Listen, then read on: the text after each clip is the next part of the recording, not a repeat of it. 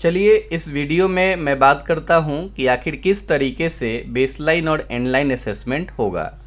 Baseline और underline assessment आपको करना कब है? एंडलाइन असेसमेंट आपको करना है जब आप ये समर कैंप एंड होगा तब। और बेसलाइन असेसमेंट कब करना है? ये समर कैंप के शुरुआत से पहले आपको करना था, ठीक है ना। तो बेसलाइन असेसमेंट मान लीजिए कि अभी मैं आपको बता रहा हूँ कि ये कैसे करना है आपको बेसलाइन असेसमेंट। तो उसके लिए आप क्या करेंगे, सबसे पहले अपने आईडी से लॉगिन कर लेंगे। लॉगिन करने तो आपको आ ही जाएगा। उसके बाद मतलब अपना नंबर डाल के और लास्ट का जो 4 डिजिट है वो डाल के, वही पासवर्ड होता है वो डाल के और आप लॉगिन करेंगे तो आप ये पीछे वाले पेज पे आ जाएंगे। यहाँ TARL समर कैंप, इस पेज पे आप आ जाएंगे। और जब आप यहाँ क्लिक करेंगे तो यहाँ पे क्लिक करने पे आपको 2 ऑप्शंस दिखेंगे, बेसलाइन असेसमेंट और एंडलाइन असेसमेंट। अब मैं बेसलाइन असेसमेंट में जैसे ही क्लिक कर रहा हूँ तो एक फॉर्म मेरे पास खुल करके आ रहा है। यहाँ क्वेश्चंस कुछ पूछे जा रहे हैं। सबसे पहला क्वेश्चन है कि have you received the TARL booklet, क्या आपको बुकलेट मिला है? तो सारे ब्लॉक्स में बुकलेट जो है भेजा गया है, आपको भी मिला ही होगा। तो मान लीजिए आपको बुकलेट मिला तो आपने यहाँ पे क्या कर दिया, यस कर दिया, ठीक है ना। एक किताब आपको भेजी गई होगी समर कैंप से रिलेटेड, ठीक है, कमाल की तैयारी। अब कमाल की तैयारी कमाल का कैंप नाम से एक किताब जो है आपको मिला होगा। तो ये जो बुकलेट आपको मिला वहाँ आपने क्या कर दिया, यस कर दिया। इसके बाद पूछा जा रहा है कि कैंप का लोकेशन कहाँ है, आप कैंप कहाँ चला रहे हैं। तो कैंप आप 2 ही जगहों पे चला रहे होंगे, या तो स्कूल कैंपस में चला रहे होंगे या कोई शिक्षा सेवक या तालीमी मरकज है तो संभवतः वो हो सकता है कि स्कूल कैंपस में ना चला के कम्युनिटी में चला रहे होंगे। तो दोनों में से आप जहाँ भी स्कूल कैंप ये चला रहे हैं कैंप, वो आपको सेलेक्ट कर लेना है। मान लीजिए इस स्थिति में ये कैंप जो है स्कूल कैंपस में चल रहा है तो मैंने यहाँ पे स्कूल कैंपस सेलेक्ट कर लिया। इसके बाद आगे है कि when do you conduct the class, आप क्लास कब कंडक्ट करते हैं। तो क्लास की टाइमिंग अगर मॉर्निंग में आप कर रहे हैं तो मॉर्निंग सेलेक्ट करिए, इवनिंग में कर रहे हैं तो इवनिंग में कर लीजिए। मेरी जानकारी से नॉर्मली लोग 7 से 9 सुबह में ही क्लास कंडक्ट कर रहे हैं सारण जिले में। तो मॉर्निंग मैंने यहाँ पे सेलेक्ट कर लिया, ठीक है ना। इसके बाद जो है यहाँ पूछा जा रहा है कि student from which classes are participating in the camp, किस क्लास के स्टूडेंट जो है इस कैंप में पार्टिसिपेट कर रहे हैं। तो समर कैंप में मेनली जो स्टूडेंट पार्टिसिपेट कर रहे हैं वो 5वीं और 6ठी क्लास के कर रहे हैं। तो मैंने यहाँ 5 और 6 जो है क्या किया, सेलेक्ट कर लिया, ठीक है जी। अब पूछा जा रहा है कि टोटल वो जो वॉलंटियर है जो ये फॉर्म भर रहा है उसने टोटल कितने बच्चों का बेसलाइन टेस्ट लिया है।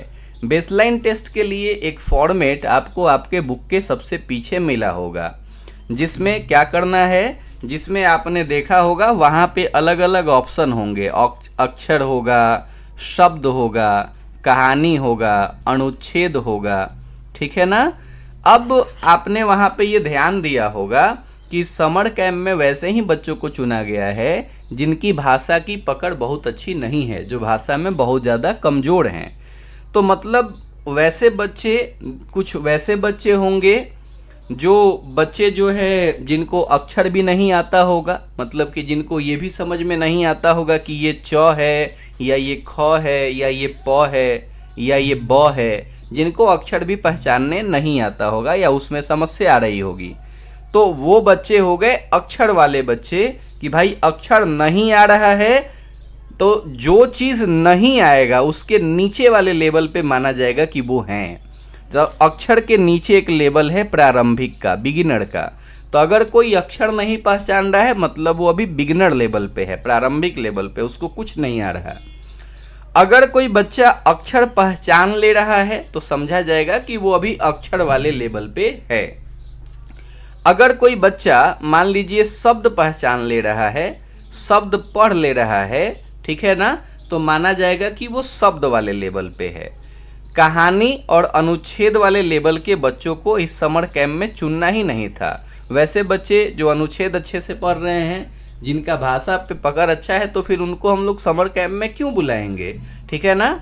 तो हम लोगों को मेनली यही 3 लेवल के बच्चों को क्या करना था, फोकस करके चुनना था और उन्हीं की क्लासेज वॉलंटियर के द्वारा यहाँ पे करवाई जा रही है। अब ये जो बच्चे हैं उनमें से टोटल संख्या कितनी है वो हम लोगों को यहाँ डालनी है। तो नॉर्मली एक वॉलंटियर पे एक स्टैंडर्ड संख्या 15 ली गई थी। आपके यहाँ आपके जो भी आपका केंद्र है वहाँ पे आपको जितने बच्चे मिले हुए हैं आप वो संख्या डालेंगे, ठीक है ना। हर जगह पे कहीं 2 कहीं 3 वॉलंटियर्स का चयन किया गया है और बच्चों की संख्या उसी हिसाब से 15-30 ऐसे करके चुनी गई है। तो मान लीजिए आपके जिम में 15 बच्चों की जिम्मेवारी है, तो अगर आपने जो है उन 15 बच्चों का बेसलाइन टेस्ट लिया है तो आप क्या करेंगे, यहाँ पे 15 संख्या डाल देंगे।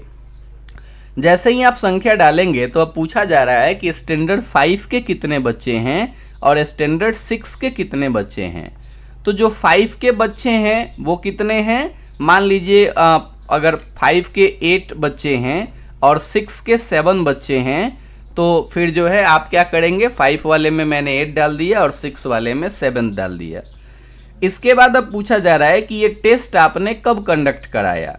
तो ये टेस्ट आपको जून के पहले ही कर लेना था, ठीक है ना। उसी समय आप लोगों ने किया भी होगा।